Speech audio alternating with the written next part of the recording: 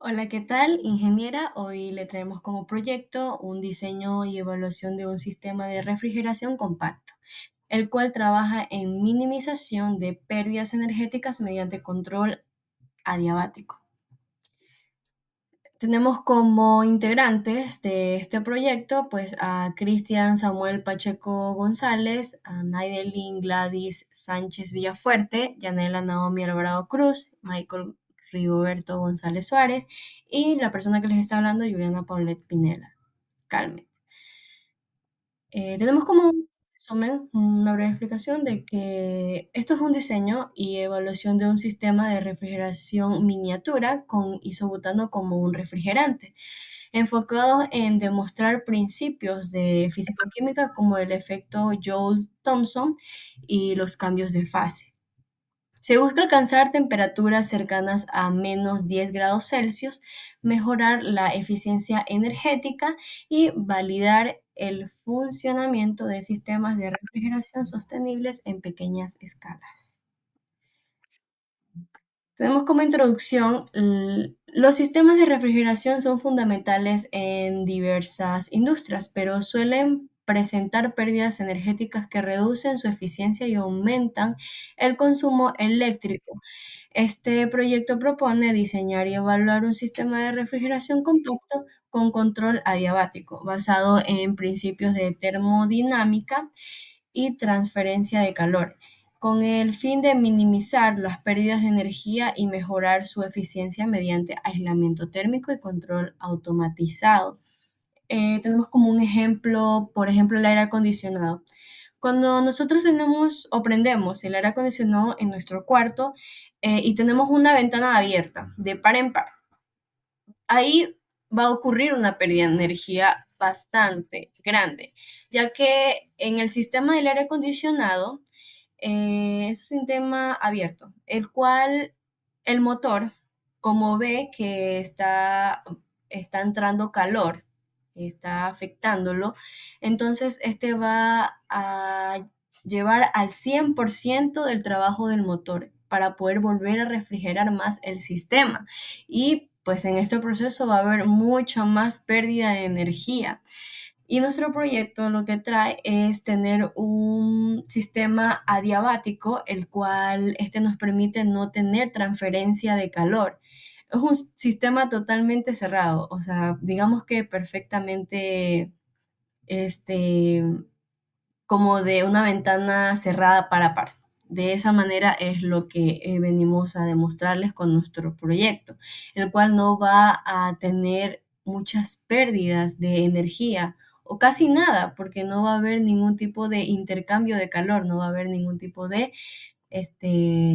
problema en que se filtre o no nuestro sistema, ¿no? Entonces, tenemos como objetivo general evaluar la posibilidad técnica del isobutano como un refrigerante ecológico alternativo en sistemas de aire acondicionados compactos y económicos, revisando su eficacia en la absorción de calor sensible sin recurrir a refrigerantes sintéticos dañinos. Y de ahí tenemos nuestros objetivos específicos, los cuales, como primer punto, tenemos el construir el micro refrigerador casero de manera segura, realizando pruebas de fuga para prevenir escapes de hidrocarburo y asegurar un funcionamiento seguro en el laboratorio. Mostrar que los sistemas de refrigeración que utilizan fluidos naturales y componentes de bajo consumo puedan lograr un enfriamiento eficiente en áreas pequeñas de manera asequible y sostenible. Y tenemos como último punto identificar las variables del estado, o sea, presión, temperatura y volumen específico del gas isobutano para establecer sus puntos críticos de evaporación y condensación dentro de nuestro circuito de cobre. ¿Ok? A continuación, mis compañeros les hablarán más del tema, más de cómo se lleva a cabo este proceso, cómo nosotros implementamos nuestro sistema y de qué manera trabaja. Muchas gracias. Saludos cordiales, ingeniera. A continuación, yo les voy a presentar de manera detallada la metodología y el diseño experimental de nuestro prototipo de refrigeración eh, a microescala. Los componentes del circuito. Para la estructura física del circuito cerrado empleamos 1,5 metros de tubo de cobre de alta conductividad térmica y 20 centímetros de tubo capilar como restrictor. El fluido refrigerante que usamos fue un cartucho de gas isobutano. Para las conexiones y el montaje utilizamos 50 centímetros de manguera de PVC de alta presión, soldadura de estaño, 10 o más unidades de bridas plásticas de nylon para la sujeción y una base como soporte que era de madera de 30 por 20 centímetros.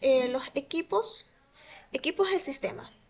El proyecto incorporó una microbomba de 12 voltios que actúa como compresor y un microventilador de 12 voltios para forzar la transferencia de calor. También una batería o fuente de poder. Como otras herramientas tenemos lo que fue el cautín eléctrico en forma de lápiz, una jeringa de carga médica con su aguja, un multímetro con termocupla eh, o un multímetro digital. En nuestro caso usamos el multímetro digital que estaba a nuestra disposición. Procedimiento real ejecutado. Este proceso se divide en varias etapas. Primero moldeamos el cobre de forma helicoidal para crear el evaporador y el condensador. Posteriormente integramos el tubo capilar entre ambos serpentines. Para la unión de ellos se fijaron con cautín y el estaño. Cabe recalcar que por motivos de ergonomía, para garantizar la máxima precisión manual al manipular los tubos milimétricos, prescindimos del uso de guantes y gafas. En su lugar realizamos un estricto control visual y aplicamos lo que es la plastilina de alta densidad para sellar donde había fugas y evitar que el refrigerante se salga. Finalmente logramos inyectar el refrigerante con la jeringa y energizamos el sistema mediante el circuito eléctrico. Diseño experimental y el control de variables. Nuestro diseño es de enfoque mixto, cualitativo, porque validamos físicamente el fenómeno mediante la observación directa de una capa fina de escarcha en el evaporador, y cuantitativo porque registramos variables numéricas. Tenemos la variable independiente, que es la masa del gas isobutano inyectada y la presión interna. La variable dependiente, que es el descenso de la temperatura del cobre y el flujo del aire frío generado. Variables controladas, que fueron lo que es la temperatura, el voltaje de bomba, las dimensiones del evaporador, el flujo del aire del ventilador. No obstante, registramos dos condiciones reales en el ensayo. Operamos bajo las condiciones de ambiente local y monitoreamos una caída progresiva en el voltaje de la batería debido a la alta demanda de descarga de la bomba y el ventilador continuamente. Muy buenos días, mi nombre es Michael González. Voy a hablar sobre el análisis de seguridad de nuestro proyecto, ya que como primer punto tenemos uso de gafas, batas y guantes de laboratorio, ya que para poder prevenir cualquier incidente es muy necesario. Al momento de usar muchas veces el cautín, es necesario tener nuestros implementos como guantes para prevenir quemaduras. También, como otro punto, al manejar el isobutano es preferible hacerlo en un sitio ventilado o al aire libre. Bueno, en nuestro caso lo hicimos al aire libre para que no haya ningún tipo de percance, ya que aunque no es tóxico, sí es bastante inflamable el gas. Otro punto es verificar fugas con agua y jabón para que todo esté seguro y para que sobre todo nuestro proyecto funcione de manera adecuada. Como siguiente punto, desechar correctamente los residuos, ya sea los residuos que muchas veces quedan del estaño y también del gas, desecharlo de una manera adecuada. Muchas gracias. Muy buenos días, tardes, noches con todos. Espero que se encuentren súper que bien. Para comenzar con la sección de resultados de nuestro proyecto de físico-química, analizaremos lo primero, lo que se proyectaba teóricamente para el sistema. En primer lugar, respecto al comportamiento termodinámico. Se esperaba que el refrigerante isobutano demostrara una alta eficiencia de enfriamiento, según la teoría. Pero este sistema debería funcionar con presiones más bajas en comparaciones con gases antiguos, lo que se mecánicamente reduciría la carga de estrés sobre nuestro compresor volumétrico de 12 voltios. En segundo lugar, evaluamos el coeficiente de rendimiento. En estudios previos, en compresores de baja potencia, nos indicaba que el sistema debería alcanzar un coeficiente de rendimiento cercano a 0,2, lo que significa en términos físicos que por cada vatio de energía consumida de la batería, el sistema sería capaz de retirar el doble de energía térmica o calor. Bueno, continuamos con la tercera sección, capacidad de enfriamiento y delta de temperatura. Al sellar herméticamente el circuito y calibrar con precisión la expansión de gas, se esperaba lograr una caída de temperatura significativa. El resultado apuntaba a extraer el calor sensible, el aire que circundante, demostrando que totalmente es viable el utilizar mini compresor de 12 voltios para acondicionamientos de espacios reducidos. Esto no es para espacios tan grandes, sino algo como un cuartito, tipo así, por un ejemplo. Mira. Y finalmente, cuanto a la autonomía, utilizamos la batería de 12 voltios. El resultado esperado era mantener el ciclo de refrigeración activo con un flujo eléctrico constante aproximadamente de 4 a 5 amperios, logrando operar sin energías caídas, bruscas de tensión o como tal señalan en este estudio, tal como Amaris y colaboración en sus estudios. Bueno, ahora sí vamos con la siguiente parte, voy a hacer así, resultados físicos observables. Antes de revisar los datos numéricos, es importante señalar los fenómenos físicos que se anticipaban en el laboratorio, basándonos en literatura hidrodinámica y térmica. A ver, tenemos 3 puntos. Enfriamiento extremo. Se anticipa que la temperatura en el serpentín del cobre, que actúa como un evaporador, que ese evaporador descendiera con rapidez desde la temperatura del entorno, llegando aproximadamente a una temperatura de menos 10 grados Celsius. En poco tiempo, algo sencillo. Bueno, vamos al segundo punto. Congelación observable o escarcha. Debido a estas bajas temperaturas, la humedad presente en el aire se condensa y se convertiría en hielo sobre los tubos de cobre, que más adelante en los anexos lo pueden ver, formando una capa claramente visible de escarcha blanca, y un fenómeno respaldado por el siguiente científico, Hermes al de 2021. Ahí está respaldado. Y como último punto tenemos el aire fresco en circulación. Al activar el microventilador, el aire caliente de la habitación se enfriaría al pasar sobre el cobrelado, creando un chorro de aire considerablemente frío para refrescar el ambiente, bajo los principios de transferencia de calor descritos por Senghal y Gahal. Sí, correcto. Bueno, ahora vamos con la siguiente parte, que es ejecución y resultados reales. Ahora pasaremos a los datos reales obtenidos en el experimento. En la tabla 1 podemos observar el registro de varias de las variables eléctricas. y las observaciones térmicas cualitativas a lo largo del tiempo. En el segundo cero, el estado inicial, partimos de un voltaje de 12,0 voltios y una corriente de 4,2 amperios, con el sistema a temperatura ambiente sin alteraciones. A los 30 segundos el voltaje cae lentamente a 11,9 voltios y la corriente sube a 44 amperios, notándose ya una leve disminución de la temperatura al tocar el tubo de cobre. Al llegar a 60 segundos con 11,8 voltios y 4,6 amperios, la humedad del ambiente empieza a condensarse visiblemente sobre el serpentín. A los 90 segundos la corriente asciende a 4,8 amperios y el voltaje baja a 11, voltios. Aquí aparecen los primeros cristales opacos de la congelación, lo que ya es posiblemente algo visible de la escarcha.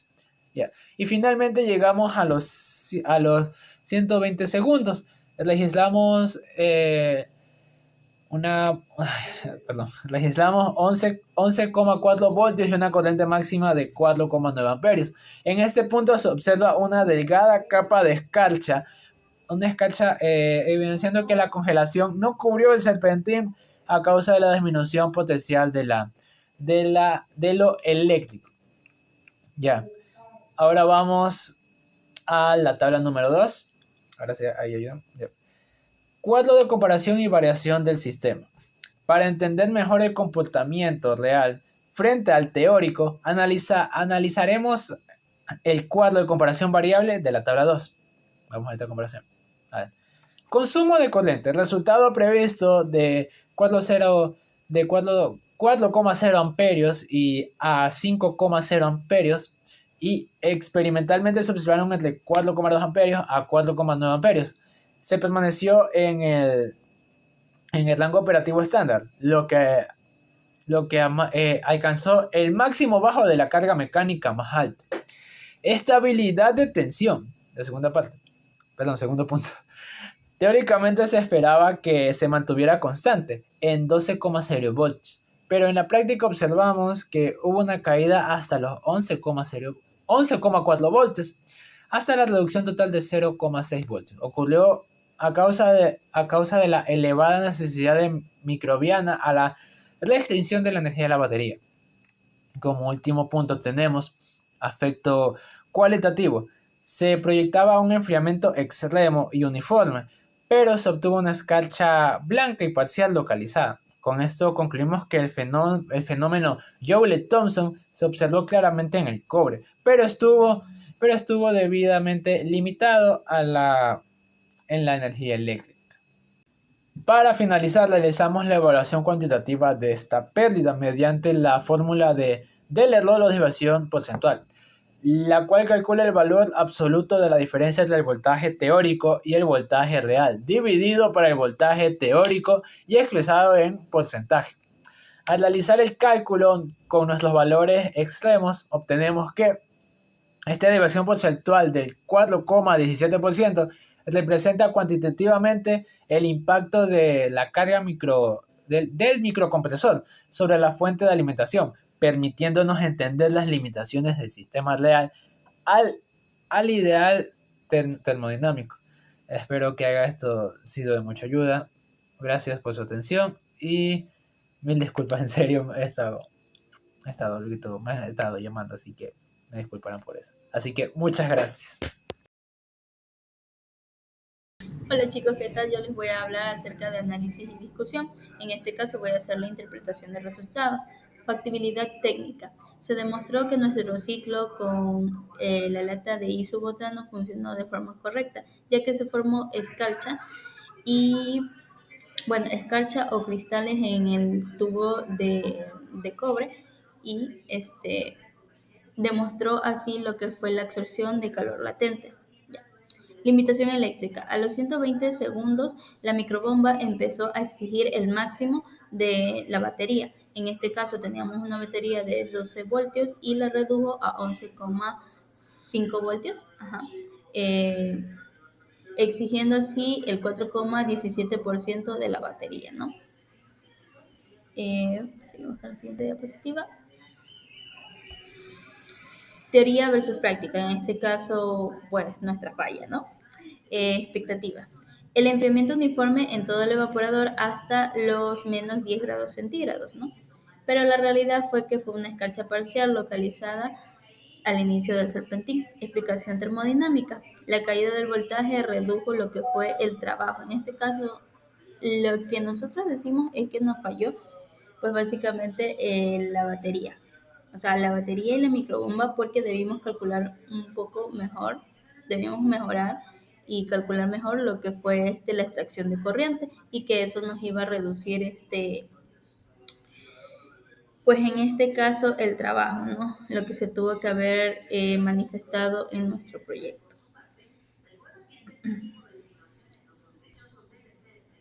Ya, pasamos a propuestas de mejora. Sistema eléctrico, cambiar la batería por una fuente de laboratorio que sea mayor a unos 5 amperios para evitar las caídas de tensión, en este caso lo que nos sucedió, ¿no? Control adiabático, aislar el evaporador con espuma poliuretano expandido, en este caso sería espumafón, ¿no? Control de expansión, reemplazar el capilar fijo por una válvula micrométrica para calibrar manualmente el flujo del refrigerante. Bueno, en este caso es como una pequeña válvula que nos va a ayudar a saber cuánto por ciento o qué cantidad va a entrar y salir de nuestro sistema, ya que eso sí no lo medimos, creo que también fue una gran falla en nuestro proyecto y fue lo que promovió a que no se realizara, no se ejecutara de la mejor manera. En este caso, para la mejora sería que coloquemos un control de expansión, en este caso una válvula micrométrica, ¿no? Aplicaciones en la vida real, logística médica y portátil, transporte seguro de vacunas, insulinas, biológicas en la última milla hacia las zonas rurales sin electricidad. Bueno, en este caso les voy a explicar un poquito en ejemplos de la vida real, ¿no? Aunque bueno, estos son ejemplos de la vida real, pero están un poco, se podría decir, en forma de palabras complicadas. En este caso, logística médica portátil, pongamos de ejemplo cuando pasó lo de la pandemia y se necesitaban traer vacunas desde otros países hasta nuestras zonas, en este caso pongamos la Amazonía, pongamos de ejemplo la Amazonía, ya que necesitábamos pequeños refrigerantes para que la vacuna pues no se estropeara y no bajara de la temperatura que tenía que venir, pues, ¿no? Porque se podía estropear el producto. Asimismo, como muchas otras medicinas que necesitan una temperatura fija para que éstas no se estropeen ni se dañen. Refrigeración de electrónica, enfriamiento directo del chip, microprocesadores y servidores de alta densidad para evitar el estrangulamiento térmico. Bueno, en este caso pongamos de ejemplo lo que son las lactos cuando las mantenemos mucho tiempo o algunos equipos en cyber o yo qué sé, lugares de alta tecnología en donde lo usan todo el tiempo y bueno, gracias a esto pues las baterías se sobrecalientan y pues pueden llegar a explotar, se puede dañar, se puede abrir el equipo y en este caso algunas veces se usan pequeñas placas portátiles en las cuales se van a lo que es pues enfriar, mantener el sistema a una temperatura adecuada para que trabaje bien. Climatización de micro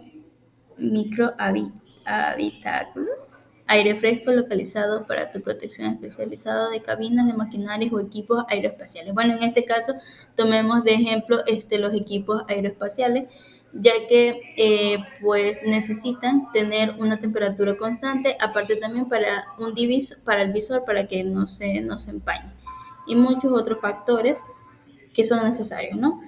Refrigeración sostenible, conexión directa a paneles solares. Bueno, aquí volvemos a tomar otra vez el tema de los pueblitos, en este caso no se me viene ningún otro pueblo más que el indígena. En zonas rurales, en zonas que hace falta electricidad, usan los paneles solares y estos se utilizan durante el día, donde hay pequeños refrigeradores en donde tienen alimentos o tienen algún artículo que tenga que estar a una temperatura de menos 17 grados Celsius, ¿no? Entonces, para esto se utiliza lo que es la refrigeración sostenible. En este caso más es el uso de los paneles solares. Ya. Eh, Conclusión, el proyecto mostró la viabilidad técnica ecológica del sistema con isobutano. El sistema compacto mediante circuitos de cobre hermético y seguro. Aunque se logró activar el ciclo y generar escarcha localizada, el análisis cuantitativo determinó que la caída del 4,17% redujo el trabajo mecánico de la microbomba, limitando el efecto de Joule-Thomson. Bueno, es lo que les acabamos de decir, ¿no? Que básicamente la caída de la corriente acerca de lo que es la batería nos redujo lo que fue el trabajo. Creemos que esa fue una gran posibilidad, o bueno, no sé cómo les podría decir aquí, es una de las razones por las cuales no nos salió bien el proyecto. Pero podemos seguirlo mejorando. Esta transición de la teoría a la práctica dejó como aprendizaje clave que la microrefrigeración, la estabilidad eléctrica y el aislamiento térmico son críticos como el diseño mecánico, transformando las limitaciones del prototipo en datos científicos valiosos para optimizaciones futuras.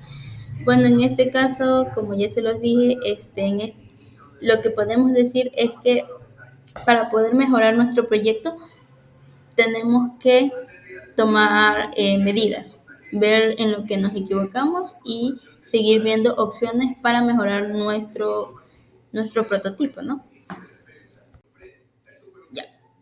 Y aquí es con lo que yo les digo, recomendaciones para poder mejorar nuestro proyecto, ¿no?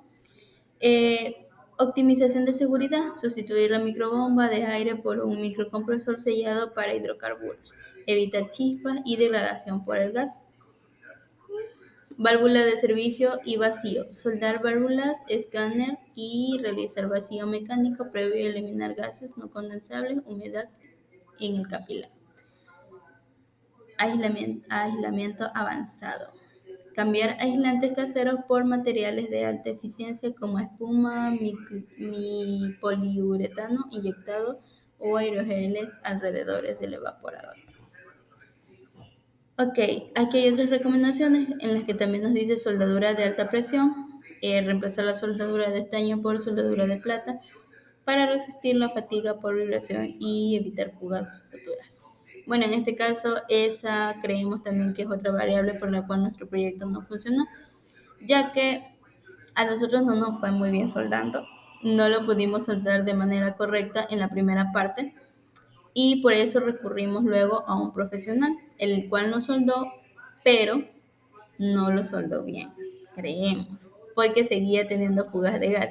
En este caso fue cuando ya recurrimos a lo que fue la plastilina y por eso nuestro proyecto en algunas partes posee plastilina para las fugas de gas en este caso, porque a lo que nosotros entrábamos el gas, se salía por algunas fugas y pues bueno, eso fue también el problema, creemos nosotros, algo que tenemos que mejorar. Monitoreo automático, integrar sensores con Arduino o Raspberry Pi para registrar presiones y temperaturas en tiempo real, logrando graficar el ciclo de presión versus entalpía. Bueno, en este caso nosotros utilizamos lo que fue un multímetro, pero como nos dice aquí, podríamos utilizar un equipo algo un poquito más avanzado para poder priorizar lo que son los cálculos para poder para poder ver qué tan lejos podemos llegar, ¿no? Aunque el multímetro no funcionó, siento que nos limita bastante en cuanto a medición de temperatura y cambios de entalpía y la presión. Cálculo de COP real. Instalar un batímetro en la alimentación para medir el consumo eléctrico real del compresor y calcular el coeficiente del rendimiento. Bueno, en este caso, como les dijimos, el problema principal fue que nuestra batería falló. O sea, no falló, pero la microbomba nos exigió bastante y pues esta exigió de la batería de 12 voltios, nos redujo un 4,17%, el cual la bajó a 11 voltios. Y bueno, en este caso podemos instalar lo que es un batímetro para poder ver qué tanto nos exige si mejoramos nuestro proyecto para poder resolver en ese caso la mejora de la batería, ¿no? Ya, en este caso también tenemos anexos. Tenemos la foto de cómo iniciamos el proyecto y cómo lo terminamos, ya hasta el último punto de medir lo que son la temperatura, ¿no? Con el multímetro y también el voltaje y todo lo que se llevó, pues, nuestro proyecto. Y también en la última imagen podemos ver cómo se cristalizó en el tubo de cobre. Fue muy poco, pero fue increíble. Entonces, nada, chicos, eso es todo por, por ahí.